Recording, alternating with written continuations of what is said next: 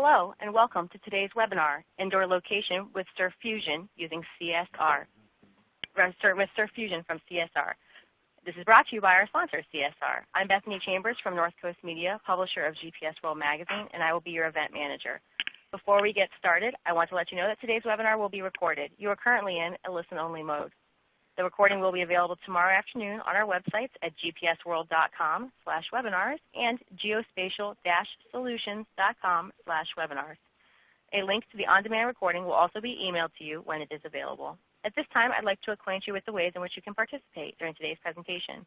Please notice in the lower left-hand corner of your console that there is a submit button. We encourage you to ask questions throughout the presentation. Just type in the text box at the bottom left, click submit, and place your question in the queue. Questions that were submitted during registration may be covered in today's webinar. Some questions may also be answered in an upcoming issue of GPS World Magazine or in one of our e-newsletters. We strive to answer as many of your questions as possible. Finally, if you experience any technical difficulties during today's event, select Help, submit your issue, and assistant producer, Diane Safranik, or I will personally assist you. Now I'd like to turn today's event over to our moderator, Dave Huntingford, Director of Product Management at CSR. Thank you for the introduction, Bethany, and welcome everyone to this webinar session. So we'd like to take the time to walk people through our new solution for indoor location, cover the technical aspects, some of the commercial aspects, and respond to the questions that were received during registration for the webinar. So first of all, a quick introduction to CSR.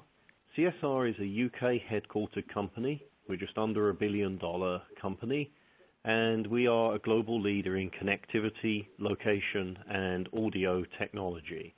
A lot of devices that have Bluetooth have our technology inside. Our GPS chips are in various handsets and consumer devices.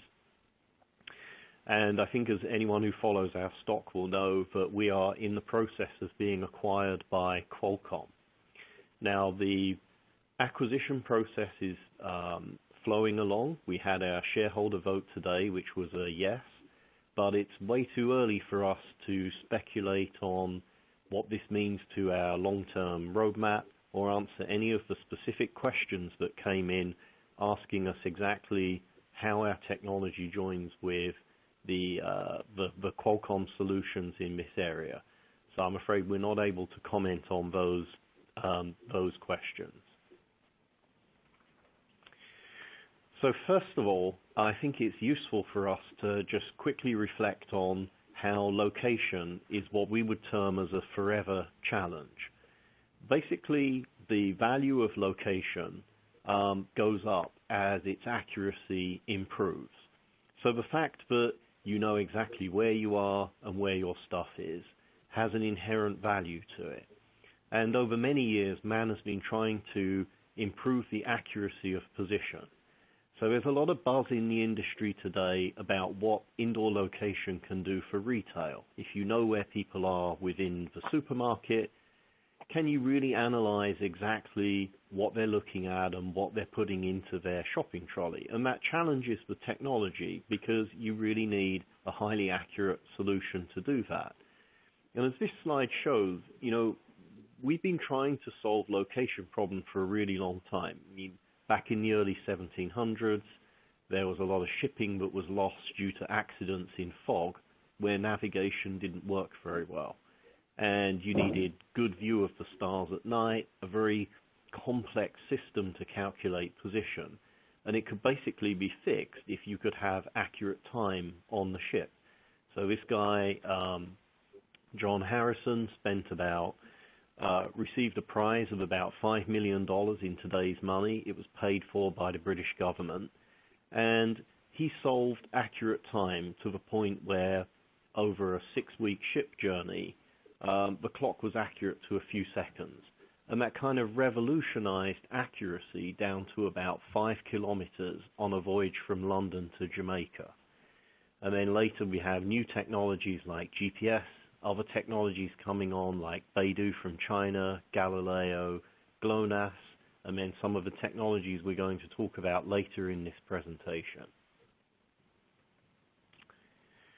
Okay, so let's take a quick look at what products we think indoor location is applicable for. And basically, we think that more or less everything.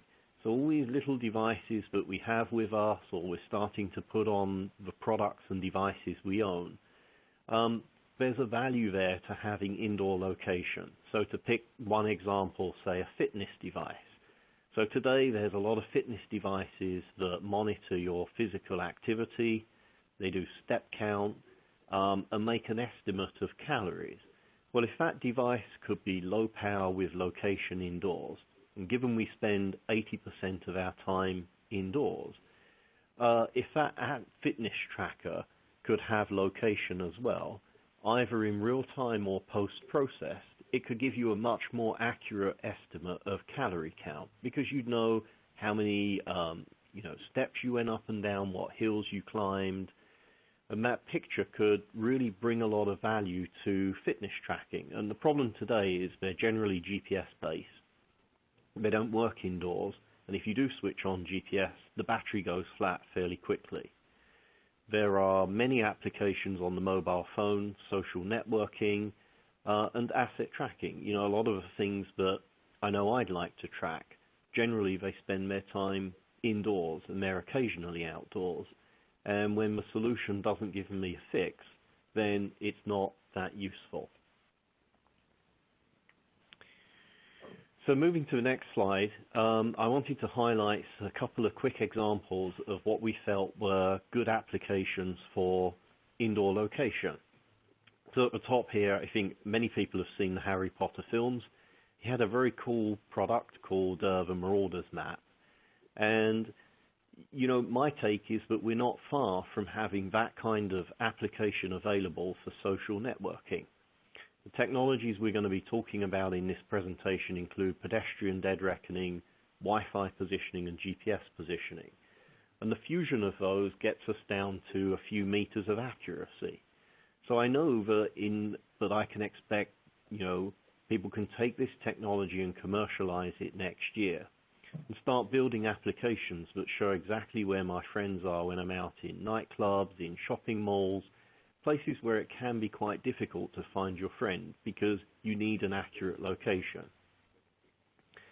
Now we see a lot of focus on retail, and the applications for indoor location in retail are relatively obvious. If you know where the consumer is and which aisle they're in, you can start to push marketing for them for the products around them. But I think that there's a whole additional layer to this, which is understanding how consumers flow through the retail outlet. Where do they park? What do they walk past when they go through the shopping mall? And that can't be answered by a proximity-only solution based around Bluetooth beaconing. It would work in the shop at the point where you're near the beacon, but there's a useful application for a wide area solution that can provide indoor location across all environments, from driving to the location, walking through the car park, and walking through the shopping mall. And the last one here, many enterprise applications, worker efficiency, reporting indoor location for safety reasons, and a really good example we've heard is in hotels.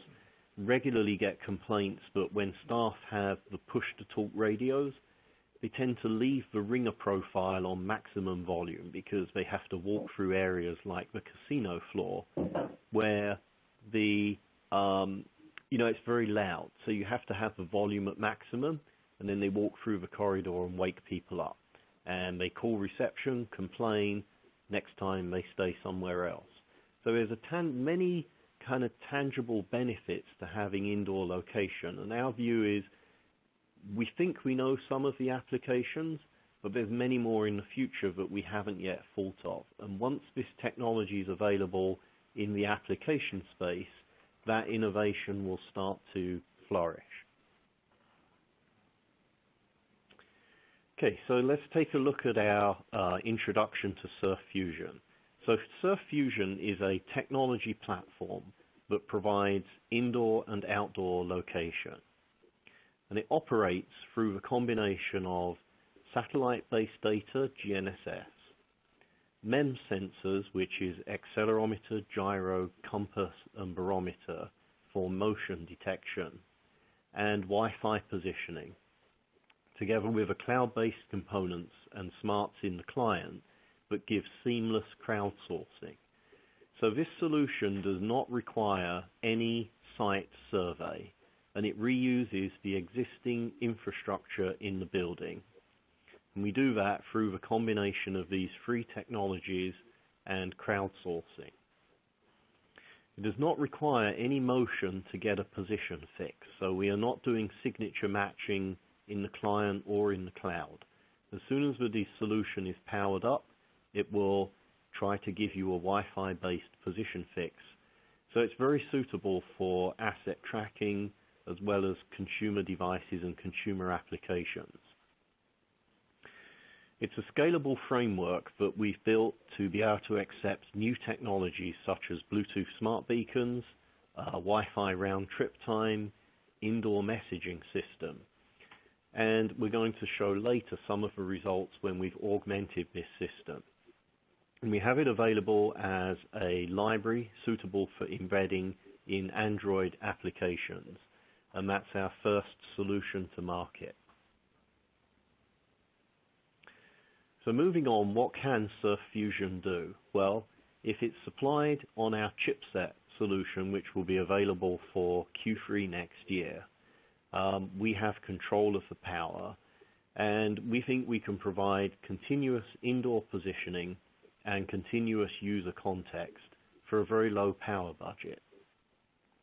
And that power budget depends on the environment. And a good example on this slide is that we know through our crowdsourcing that when we're walking around the shopping malls in Japan, that we have no GPS coverage.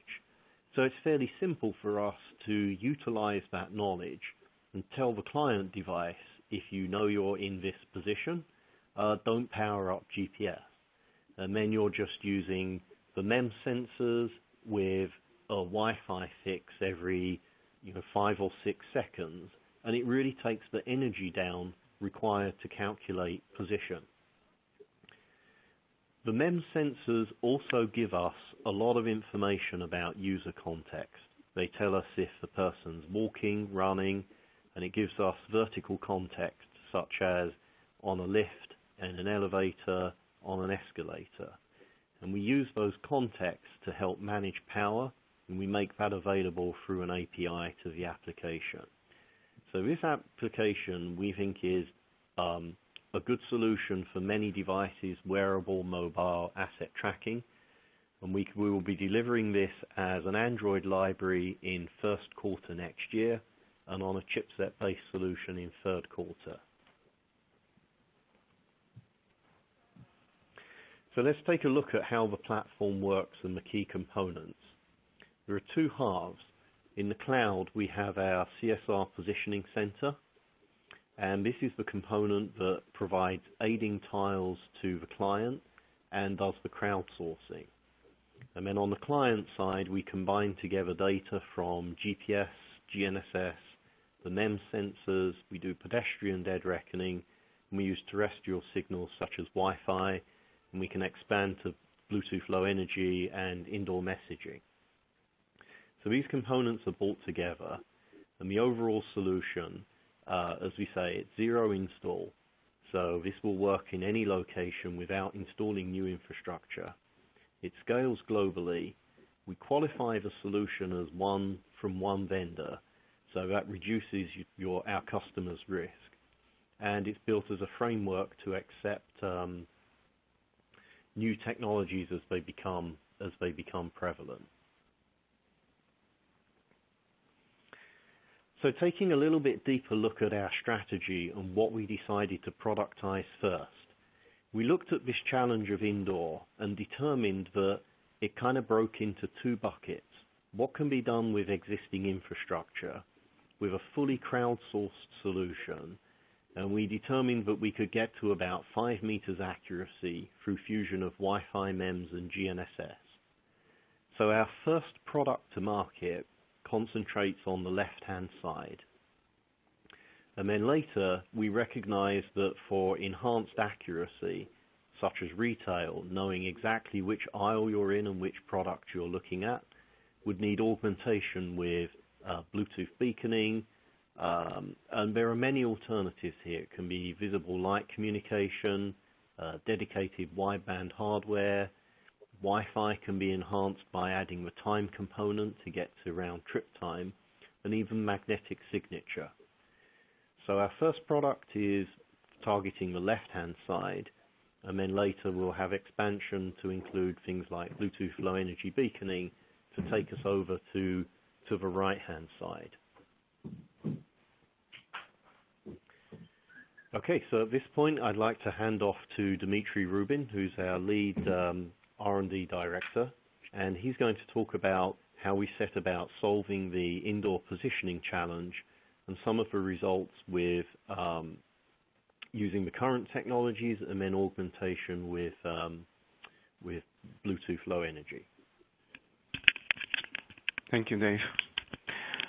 So when we start looking at the technologies we want to use for indoor navigation, we examined every technology available to us at the time and tried to analyze weakness, strengths, and applicability of this technology for indoor positioning.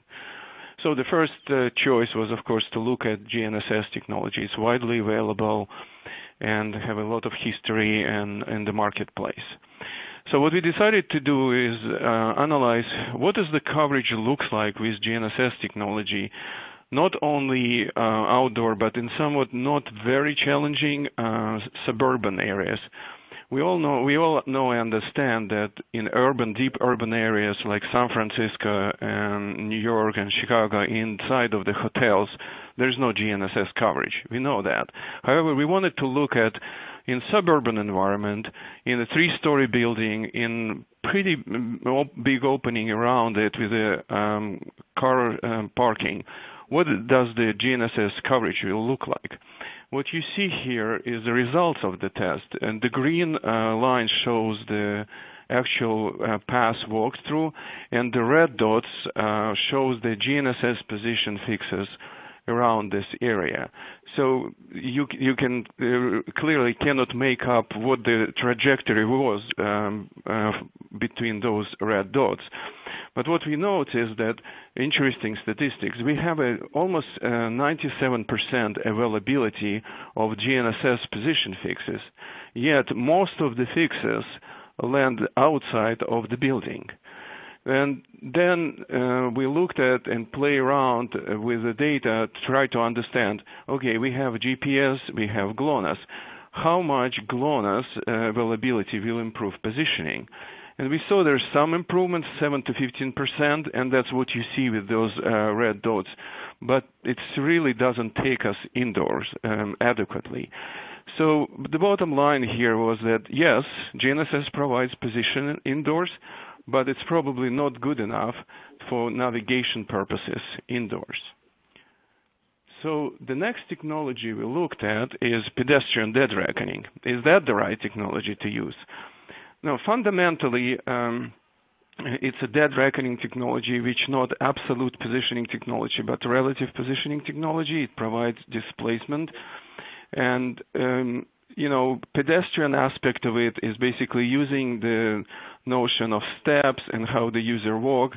And there's a lot of challenges there, which is unique to pedestrian aspect of it. And Murray will talk more about it in his part of the presentation. But what we're looking here is we took one very simple example where you see the trajectory by itself of the pedestrian dead reckoning solution is actually pretty accurate. It's just the only problem, it has a heading error, and it's consistent heading error. And what it means that long term, this the absolute position derived from this solution is growing, the error of this solution growing, and it's actually unbound. So we looked at it and say, well, let's look at other technologies which can be used for indoor positioning. Then we analyzed Wi-Fi positioning. You see the same building, we did Wi-Fi positioning using access points and around the area. And what you see again, you cannot really make up the actual trajectory of this route by looking at Wi-Fi positioning. However, it's interesting to note that Wi-Fi positioning in nature exhibits jittery position fixes, and because at this spectrum, the body operates as attenuator. Depending on how you look at the phone, how you hold the phone, the signal strengths observed from any Wi-Fi access points around you fluctuate a lot. So you'll see that a lot of jitter in position fixes from Wi-Fi, but what's interesting, the long term, it's a very bound solution because actually the Wi-Fi position includes only access points which are observable within this area of interest. So then we looked and say, well, what if we combine Wi-Fi positioning with pedestrian dead reckoning? And you see the slide here that shows the trajectory from a combination of PDR and Wi-Fi positioning. You see that the trajectory generically holds. There are some areas you can see that PDR, for instance, exhibits some heading error, but then you can see that Wi-Fi positioning snaps it back into the true route, and then we follow this route. So from that, we said, well, that's interesting. So it looks like that combining Wi-Fi and PDR, we can get to the high-quality positioning with smooth trajectories. Well, it's all good. So we found that we have a very good solution which provides smooth trajectory and gives us good accuracy. But at the end of the day, is that the only thing which is important when we talk about indoor positioning and in positioning in general? Because a lot of us, I think, remember the days when we used the handset and start positioning, going in the map, start navigating, and 1 hour later the battery dies. And even today, sometimes when you activate some positioning, the phone gives you a prompt saying that your battery life will be compromised. So what we are looking here is that, okay, yeah, we can see that we can achieve the required accuracy, but the key here is achieving required accuracy on the power budget. And how do we do it? Do we really, like Dave mentioned, do we really want to turn the GPS receiver on all the time and search in the underground area, or we just use the smarts to turn on and off and select the right technology to use? So there is a lot of considerations for the power budget. One of it is signal reception hardware. Like I mentioned, the GNSS receiver. Okay, we can turn it off. That's good. We also need to account the algorithmic complexity. How much of the CPU time are we going to take to get to the positioning solution? Another aspect here which sometimes get overlooked, and that is assistance information. When we talk about terrestrial positioning technology, most of the time it's assisted in positioning. That means that information about area access points in proximity, their configuration is delivered from the server. There are different methods to do it. The fingerprinting, very accurate method, but it requires enormous amount of data to be transferred to the device. What that means that we will keep the system, overall system power consumption at very high level because we'll require the modem to operate all the time. Another aspect of it is device context. And when we talk about device context, we're actually talking about several things here. RF environment. Do we have Wi-Fi access points present in this area? If we don't, we probably shouldn't even try to do Wi-Fi positioning. If we're out indoor, deep indoor, the same goes for GNSS, etc., etc. Another part of the context, device context, is device dynamics. are we pedestrian? If we are pedestrian and we know the velocity at which we are moving, should we do Wi-Fi fixes at what interval? Because there's no reason to do it maybe too often. By the same token, if we are vehicular, why even bother with the pedestrian dead reckoning, and why even bother with Wi-Fi positioning when GNSS can do the job? So ultimately, what we've done with the SiRFusion technology, we created the algorithm which dynamically controls technologies which are available to us on the device to achieve the target performance. So then we did what we're going to present here is the results, positioning results, which we achieved with our system. So a couple of words about these test results we're going to present. All the test results you're going to see have been achieved using standard generic Android phones running KitKat. We did not root the phone. We did not modify the phone. We just used the phone as is in the developer using developer option.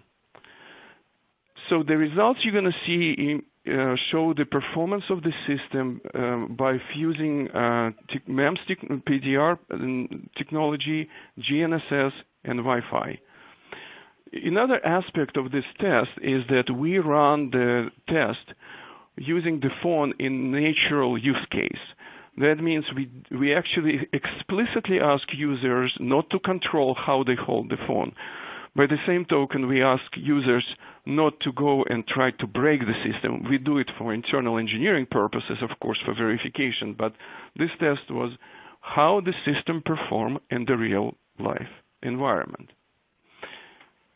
So the next slide shows the performance in the Tokyo station, and to take you through it a little bit, and you'll see it in the following slides. The actual path walked is marked with the red flags here on the slides. And what you see here is that, just a second, I'll go back. No. Okay. What you see here is the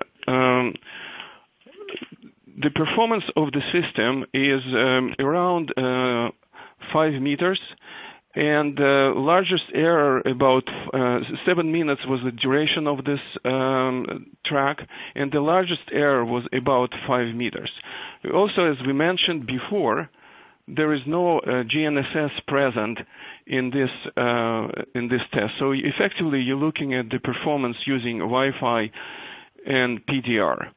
One interesting point about this slide is that if you look at the left-hand side, you'll see there's an open area, and that's where the Wi-Fi positioning is more jittery than in very tight environments. And you still see here that pedestrian dead reckoning in combination with Wi-Fi created a relatively smooth track. So the next slide shows what we've done here by walking this area several times, because the question becomes how repeatable the solution is. Can we go back and forth, and have a reproducible results? And you see these green lines, it's one line per walk, shows that it's actually very consistent, and the results are very repeatable. Another thing to mention that every test done with a cold start, in other words, the phone stopped and started again. So it's not like we are going back and forth within the same test. The results you see here actually were achieved. Just a second, we have some interesting difficulties here. Okay, so we've done the similar test.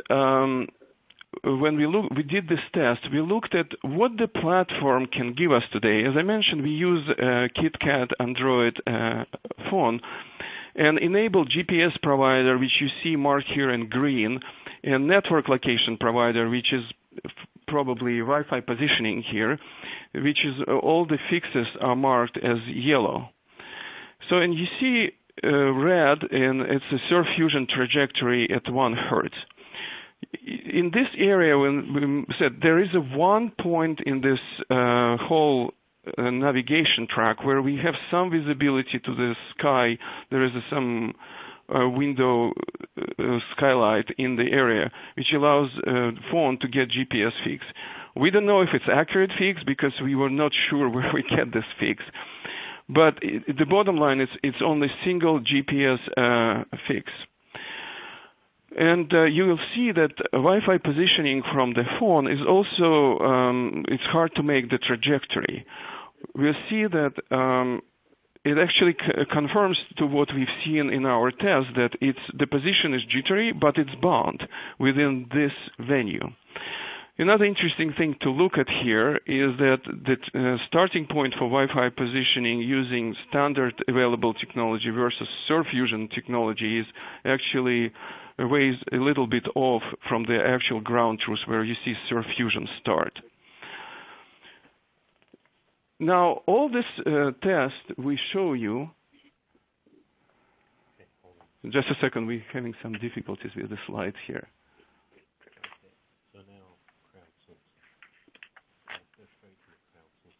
So all the results we've done, we shared with you, showed the fully learned database, and this database was creating using crowdsourcing. So the next question really, how fast can we learn the venue to get to the results we show you? And this is the part of the solution which we spent a lot of time on, and this is seamless crowdsourcing. So the next slide, we'll discuss about the tests we run in the United States to understand the effectiveness of crowdsourcing. Because one question comes, how fast does the system converge? How many hours, how many people need to walk through the venue to get the quality of the positioning we're sharing with you? So what we've done, we chose the shopping mall in the United States, and what we've done, we deleted the database, Wi-Fi database for this shopping mall, and we asked 5 people, give 5 people one phone each for an hour, and ask these people to walk around using natural use case for the phone, and just walk around. While they were walking around, our application was running and doing crowdsourcing. So what you see in the next slide is that the results of this test. So you'll see here on the first line on this table that actually there was some GPS coverage in this area. However, with this quality of the GPS satellites around 19 dB, we know from the previous slides we show you, the probably accuracy of this positioning results will not be sufficient. It will probably land us outside of the shopping mall. However, we used it for the harvesting purposes. And what you see there, 2 test phones were used to test the positioning accuracy after the whole learning cycle was done. And you see they're very consistent in their performance, with a 50 percentile error was around 5 meters. So another thing what you see from this table that actually, yes, and Wi-Fi positioning at 95% is actually much bigger, that which confirms again the point that it's jittery but within the constraint of the venue. But one of the interesting things we realized that by creating the Wi-Fi database using a handset with a pedestrian dead reckoning, we create the assistance infrastructure which can be used in other devices which don't have a pedestrian dead reckoning. You'll see that in a lot of cases, quality of the Wi-Fi positioning from this solution is actually very acceptable for asset tracking application. That was an interesting observation for us. So another interesting thing we observed during this trial, what happened was that we did the learning in this certain area of the mall, and then we left part of the mall not learned effectively. The users have not walked through it. They didn't learn any information about Wi-Fi access points in this area. And this is on the slides. You'll see the Macy's area, where you see that there is a reference route and there's a red fusion route, which kind of goes a little bit outside, but then converges back into the ground truth. So we wanted to see what's going to happen if the area is not learned with Wi-Fi. Can the pedestrian dead reckoning carry us through? So, and the answer is yes. You see the trajectory. It's not a perfect trajectory, but it's a single walk through it. If we continue walking, and probably we'll have 5 people walking through this area, we'll converge to the accuracy, fusion accuracy, as on the previous slide. So that was a very important aspect of this test for us. And now I'm going to pass it to Dave to talk about additional augmentations to the fusion technology. Okay, thank you, Dmitry. Now, actually, we had a couple of really good questions come in on the wire while Dmitry was presenting. So I think that they were very good questions. So let me just flip back to one of these slides that showed performance results in Tokyo. So there were 3 questions that came up. The first one is, what are the red flags on the map? So the red flags on the map are markers that indicate the truth of the path walked. So as the tester walked through the mole, they'd confirm on the screen their position, and that creates the little red markers, and then that later allows us to create the statistics on accuracy. The second question was, how are the maps being used? Are they being used to aid the solution? And the answer is that the map in this application does not aid us at all. It's actually just a picture, and our solution for position, both X, Y, Z, is calculated without any aiding from the map. So this is not a map-dependent product. On our roadmap, we're looking at how we do map aiding, but there's a lot of questions about where the maps come from, who owns them, and how you define what is a boundary that you can or can't walk through. And then the last question was this equipment that was uncalibrated or calibrated? The answer to that is that we automatically calibrate the sensors as you walk through the venue. Natural human motion provides calibration of the sensors. The only sensor that we know has to be calibrated at some point is the compass.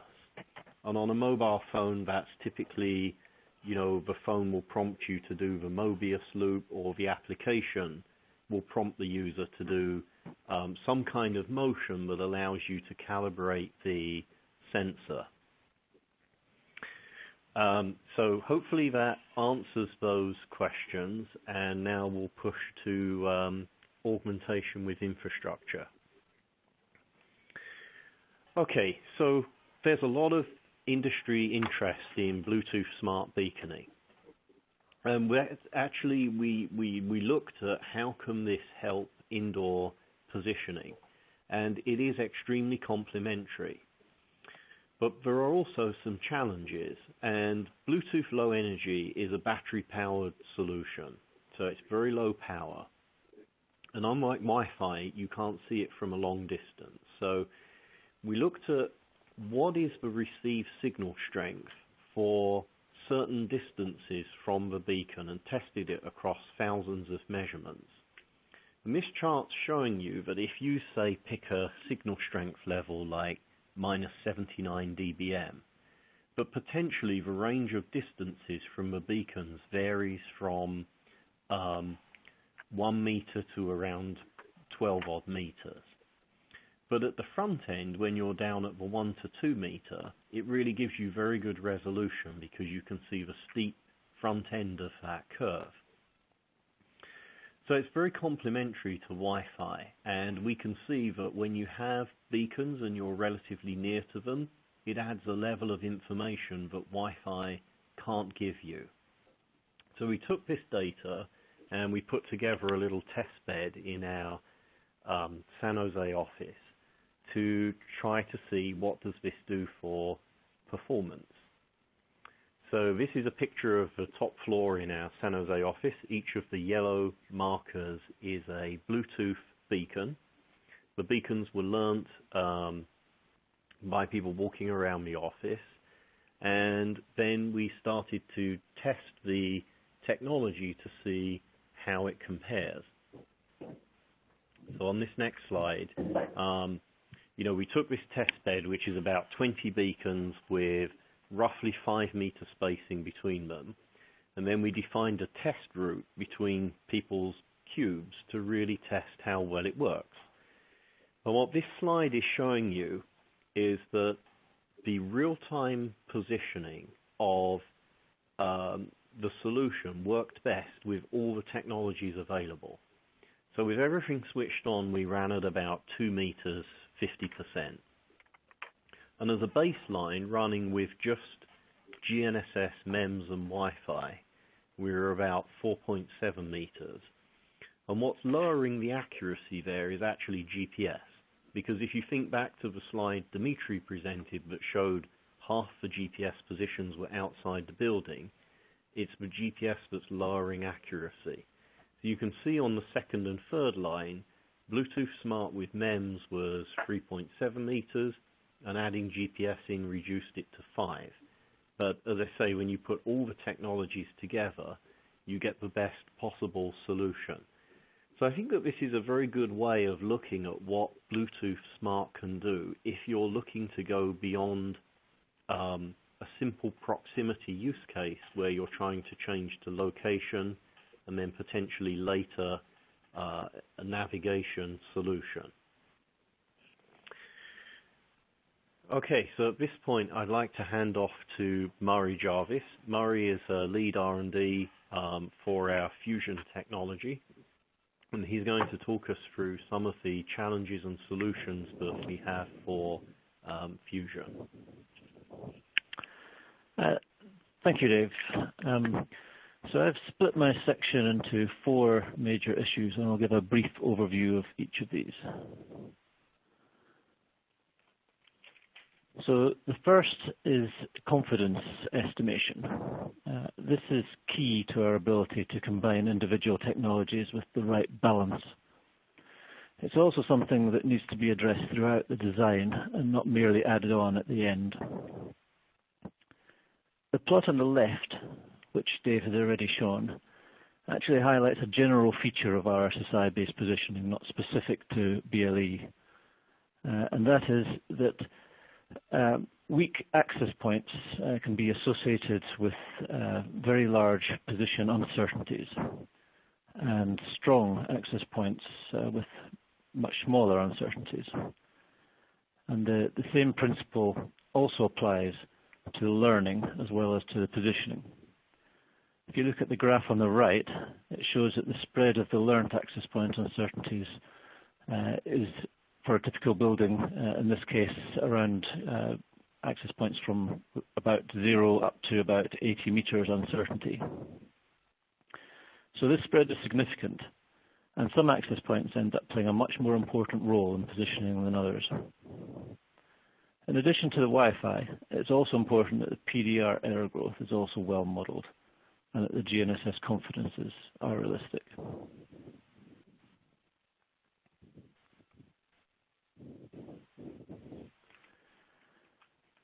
So a second major issue is code modularity. This is a seemingly obvious point, but in practical terms, few things have been more important to us. I've illustrated here a course system diagram for our PDR module split into a set of subcomponents. Each of these subcomponents, for example step detection, can be developed independently and can be individually improved and assessed against a tailored regression set for its own corner cases. This approach has proved vital to our ability to make systematic progress on the indoor positioning problem. Another benefit is that portions of our system can be reused. For example, our mHealth products for wearables share part of the same code base as our PDR system.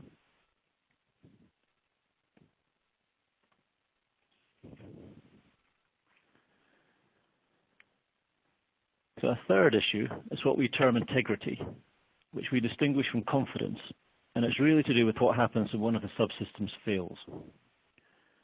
So in our code, we not only try and detect failures, but we also try to assess in advance the likelihood of failures.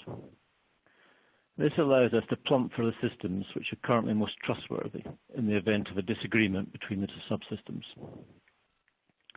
So this slide shows two examples of this. On the left, we've got an example we recently collected where a user went from outside to inside this building walking along the yellow line. As this happened, the GNSS from the Android API remained resolutely outside the building. And it also did so with high confidence throughout the whole test. So in this situation, we attempt to detect the conflicting information and ignore the GNSS. I should also mention that the GNSS chipset manufacturer for this particular device wasn't CSR.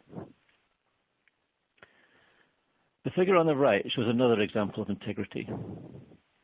One thing we found during testing was that a surprisingly large portion of the access points in Palo Alto, California, seasonally migrate to China outside of semester time. We have numerous mechanisms in our code to try and detect and eliminate this kind of issue, including deferring the use of information until corroborative evidence is obtained.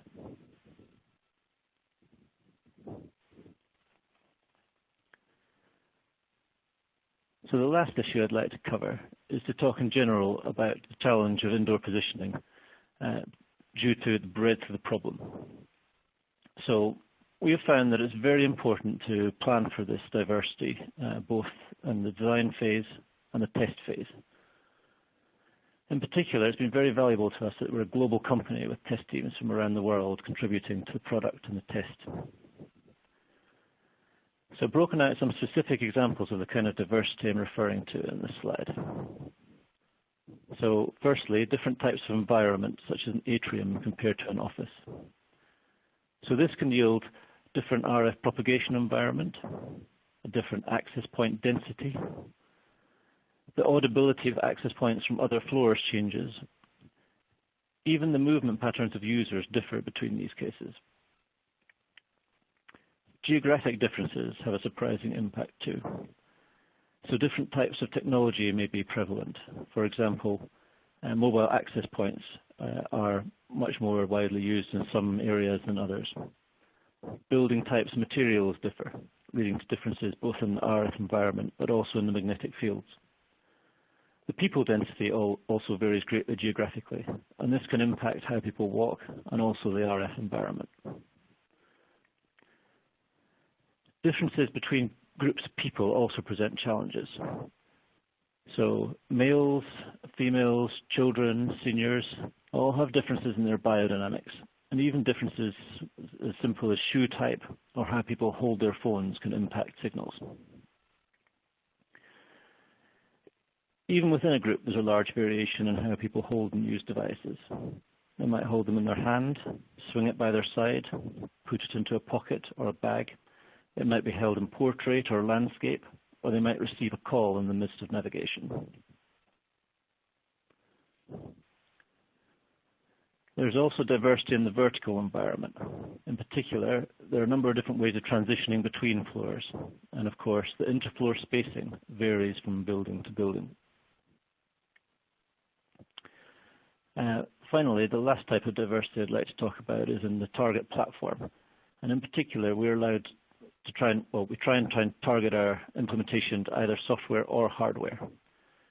So this has meant paying close attention to CPU and memory resources, regardless of platform. But it also means supporting additional capabilities, such as fine-grained switching on and off of different subsystems in order to optimize the power. Also, with the software approach, we are subject to more variation in data quality. For example, latencies, supported rates, and noise levels. So our system has been designed with all these variations considered in advance, and we try and test as many of them as we can. So that's all I have to say about the challenges and issues we've faced, and I'll hand you back to Dave to discuss the implementation and wrap up. Thank you, Murray. So in this last section, I'd like to go through a quick view of how the application becomes implemented and wrap up. And certainly we've had a bunch more really good questions come through, so we'll be addressing those as well. So in this slide, this is a screenshot of a typical consumer application. I believe this is for a DIY home improvement shop. And it's showing you on the screen, and just grabbed this screenshot, it's showing you the aisle where the product's located. So this application is running on Android. It's using the standard Android interfaces. It's talking to the retail backend. But if this application was to implement our SiRFusion library, then our application would drop into that top layer, the consumer app, and it would connect down to our cloud-based server at the bottom. And it would allow the ability to put a dot on the map as we've been showing through this presentation. And our view is that while the accuracy without infrastructure may not satisfy the needs of, what the retail guys would really like to get to, which is knowing, pretty much what you're looking at and what you're touching in the shop, but it can create useful analytics for how people flow through the shop, and many other applications for indoor location. Okay, so yeah, if I page down here, then you can see that that's the implementation there with our software library up in the app in the top, connecting out to our server, and now we're showing a blue dot on the map. Okay, so before I move to the final wrap-up bullets, we had a couple of really good questions come in. One of them was, do we handle multi-floor applications? And the answer is yes. So we can do positioning that includes floor level. There are some constraints with that. We need a map. So we need to know how many floors there are. And for the harvesting during the crowdsourcing period, we have to have an idea of which floor people are on. So typically that's using a map, selecting which floor you're on, and then after the initial crowdsourcing period, the app can tell you which floor you are on. Now, there are a lot of developments in the industry to try to resolve floor level issue driven by a number of different applications, one of which is E911 requirements, some of it's commercial, some of it's retail. So we're watching very closely how the developments come with aiding the barometers in the devices to do absolute floor level, and as soon as that's available, we can use it. But today, this library will support floor level once the crowdsourcing application has completed. Okay, so another question that came up is, have we looked at round trip time in Bluetooth Low Energy? So I can't comment on our internal technology roadmap for Bluetooth Low Energy beaconing, but it is a technology that is feasible. So potentially, maybe with some extra hardware, what's effectively an LMU, some type of measurement unit, then you could start to see augmentation with time included. But I don't see a lot of activity on that right now. Bluetooth's really focusing in on being a proximity technology. So another question is, would the retail analytics be real-time or not? Well, I think the answer to that is it's as real-time as you want to make it. If you'd implemented what's on this slide, it could be talking off to your cloud and giving you real-time information on where people are located within the shop. Okay, and one last question was, how did we establish ground truth? So on a lot of those pictures from Tokyo, that is Google indoor maps. And then we established ground truth for the test paths within our application. So we define the test path, we define the turning points, the nodes on the path, and then the tester confirms when they're at that location by touching the screen. And then it provides us a log file that gives us truth data, including long track error and cross track error and vertical error. Okay, so moving to the last slide, kind of a wrap up of the features that this product brings. It is fully crowdsourced, so there's no cost of manual surveys. It can be augmented with manual surveys. We have the tools for that, but the main aim of this product is to be completely hands-off. It's a complete solution for location. It's not just proximity within the shop. This would give you information on, the car parks people use, how they flow through the building, how they arrive at your shop, wherever this would be implemented within your enterprise, which buildings they're in. Next point is that this is because it's crowdsourced and it's seamless crowdsourcing, it keeps the database up to date. So as we walk through these venues, when we see anomalies in the database, we record that, batch it up, and send it to the cloud when we have useful content from the client devices. It is device-based positioning.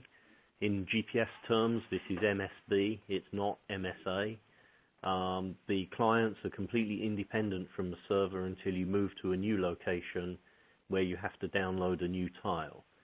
And as Dimitri was addressing, we've put a lot of effort into optimizing the amount of data required to do positioning. So we're not doing fingerprint matching in the cloud.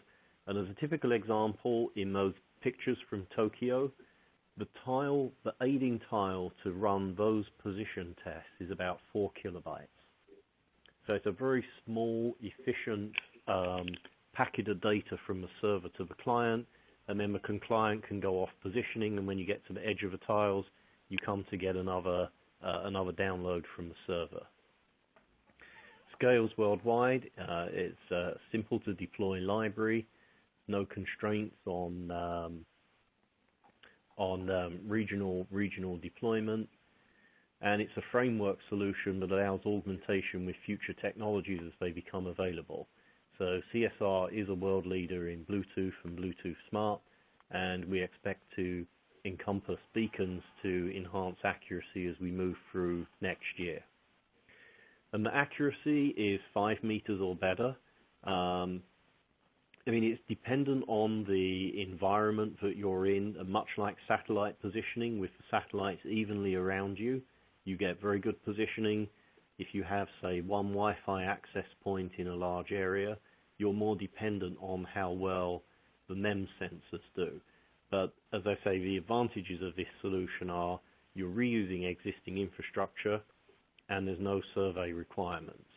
So we believe there's a lot of applications that this can enable without needing the extra investment in infrastructure. So on this page here, we can see our website. People can come and look at, there's quite a lot of detail on there about performance and accuracy. You can sign in and request more information from us. And moving up to the last slide, here are our contact details. We have an email address, SiRFusion@CSR, and our website address.